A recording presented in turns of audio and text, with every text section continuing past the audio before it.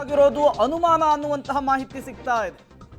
ಆಡುಗೋಡಿ ಪೊಲೀಸರಿಂದ ಇದೇ ವಿಚಾರಕ್ಕೆ ಸಂಬಂಧಪಟ್ಟಂತೆ ಇನ್ವೆಸ್ಟಿಗೇಷನ್ ಆರಂಭವಾಗಿದೆ. ಬೆಂಗಳೂರಿನ ವಿಲ್ಸನ್ ಗಾರ್ಡನ್ನಲ್ಲಿ ಅನುಮಾನಾಸ್ಪದ ಸ್ಫೋಟವಾಯ್ತಾ?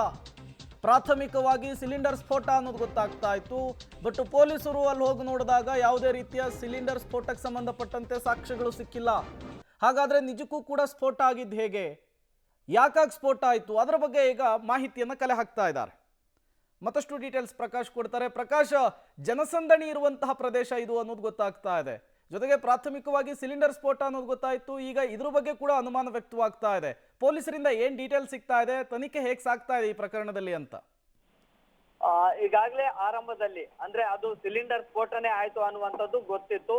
ಅಂದ್ರೆ ಅದು ಘಟನಾ ಸ್ಥಳಕ್ಕೆ ಪೊಲೀಸರು ಬಂದು ಪರಿಶೀಲನೆಯನ್ನ ನಡೆಸಿದ ಬಳಿಕ ಅದು ಸಿಲಿಂಡರ್ ಸ್ಫೋಟ ಆಗಿಲ್ಲ ಅನ್ನುವಂಥದ್ದು ಒಂದು ಮಾಹಿತಿ ಸಿಕ್ತು. ಸೊ ಹಾಗಾಗಿ ಅದು ಅನುಮಾನಾಸ್ಪದ ವಸ್ತು ಅಲ್ಲಿ ಸ್ಫೋಟ ಆಯ್ತು ಅನ್ನುವಂಥದ್ದು ಪೊಲೀಸರಿಗೂ ಕೂಡ ಖಾತ್ರಿ ಆಯ್ತು. ಸೊ ಹಾಗಾಗಿ ಆ ಒಂದು ಆಂಗಲ್ ಅಲ್ಲಿ ಈಗ ಪೊಲೀಸರು ಕೂಡ ತನಿಖೆಯನ್ನ ನಡೆಸ್ತಾ ಇದ್ದಾರೆ.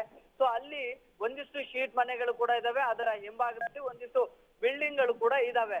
ಸೊ ಈ ರೀತಿ ಜನಸಂದಣಿ ಇರುವಂತಹ ಜಾಗಗಳಲ್ಲಿ ಸಿಲಿಂಡರ್ ಸ್ಫೋಟ ಆಗಿಲ್ಲ. ಹಾಗಿದ್ರು ಕೂಡ ಅನುಮಾನಾಸ್ಪದವಾಗಿ ಅಷ್ಟು ದೊಡ್ಡ ಪ್ರಮಾಣದಲ್ಲಿ ಆ ಸ್ಫೋಟದ ಸದ್ದು ಕೇಳಿ ಬರ್ತಾ ಇದೆ.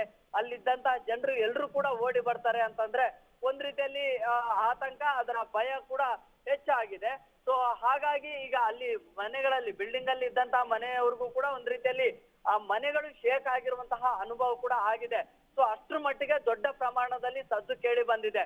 ಇನ್ನ ಶೀಟ್ ಮನೆಗಳಂತೂ ಸಂಪೂರ್ಣವಾಗಿ ಆ ಶೀಟ್ಗಳೇ ಹಾರಿ ಹೋಗಿದಾವೆ, ಅಷ್ಟ್ರ ಮಟ್ಟಿಗೆ ಹಾನಿ ಆಗಿದಾವೆ. ಸುಮಾರು 10ಕ್ಕೂ ಹೆಚ್ಚು ಮನೆಗಳು ಅಲ್ಲಿ ಅಕ್ಕಪಕ್ಕದಲ್ಲಿ ಏನಿದ್ವಲ್ಲ ಅದು ಸುಮಾರು ಹಾನಿಯಾಗಿದ್ದಾವೆ. ಸೊ ಹಾಗಾಗಿ ಸ್ಫೋಟದ ತೀವ್ರತೆ ಹೆಚ್ಚಿರುವಂತಹ ಕಾರಣಕ್ಕಾಗಿ ಸಿಲಿಂಡರ್ ಸ್ಫೋಟ ಆಯ್ತು ಅಂದ್ರೆ ಒಂದೆರಡು ಮನೆಗಳಿಗೆ, ಅಕ್ಕಪಕ್ಕದ ಮನೆಗಳಿಗೆ, ಗೋಡೆಗಳಿಗೆ ಹಾನಿ ಆಗಬಹುದಾಗಿತ್ತು.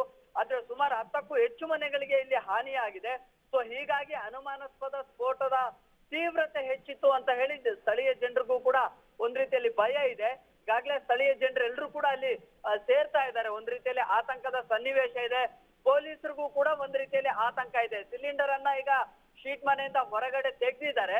ಸೊ ಹಾಗಿದ್ರೆ ಸ್ಫೋಟ ಆಗಿರುವಂತಹ ವಸ್ತು ಯಾವುದು ಅನ್ನುವಂಥದ್ದು ಕೂಡ ಒಂದಿಷ್ಟು ಭಯ, ಆತಂಕ ಕೂಡ ಇದೆ. ಅದೇ ಆಂಗಲ್ ಅಲ್ಲಿ ಈಗ ಪರಿಶೀಲನೆಯನ್ನು ಕೂಡ ನಡೆಸ್ತಾ ಇದ್ದಾರೆ. Prem, okay, thank you Prakash ತಮ್ಮೆಲ್ಲ ಮಾಹಿತಿಗಾಗಿ. ನೋಡೋಣ, ಪೊಲೀಸರು ತನಿಖೆಯನ್ನು ನಡೆಸ್ತಾ ಇದ್ದಾರೆ. ಇನ್ವೆಸ್ಟಿಗೇಷನ್ ನಲ್ಲಿ ಏನು ಅನ್ನೋದು ಗೊತ್ತಾಗಬೇಕಿದೆ.